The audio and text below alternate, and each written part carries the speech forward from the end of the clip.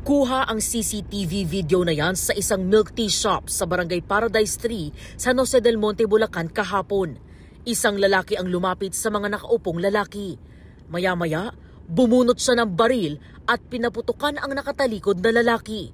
Gayon din ang katabi niyang nakasombrero. Nagtakbuhan ng mga tao sa shop kasabay ng pag-alis ng gunman. Ilang saglit pa, lumapit ang mga taong nakarinig ng mga putok ng baril. Dead on the spot ang lalaking unang binaril. Dead on arrival naman sa ospital ang isa pang biktima. Bago ang pamamaril, nagkarambulan muna ang ilang kabataan sa shop na nasapul sa CCTV.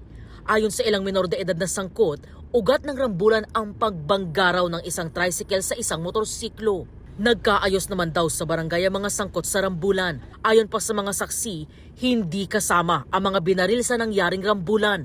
Napagkamalan lang daw sila ng naghiganting sospek na ama raw ng isa sa mga binatilyong sangkot sa gulo. Sa investigasyon ng pulisya, ang sospek residente raw ng katabing barangay lang nitong pinangyarihan ng insidente.